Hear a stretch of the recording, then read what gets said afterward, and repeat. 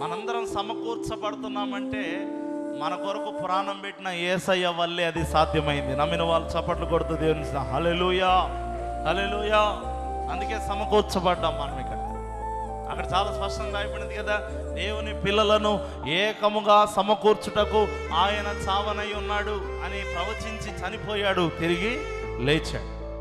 తన మరణ పునరుద్ధానముల వల్ల, తన శిలువ కార్యం వల్ల ఈనాడు దేవుని పిల్లలందరూ కూడా ఏకముగా సమకూర్చబడి, కులము లేదు, మతము లేదు, ఏమండి, ప్రాంతీయ దేశ భేదము లేదు, వర్గవర్ణ భేదము లేదు, అందరినీ ఏకముగా సమకూరుస్తూ సంఘమును తన ప్రతిబింబంగా, పరలోక రాజ్యపు ప్రతిబింబముగా దేవుడు ఈ లోకములో మహిమకరంగా ఎత్తిపట్టుకున్నాడు అనడంలో సందేహము లేదు.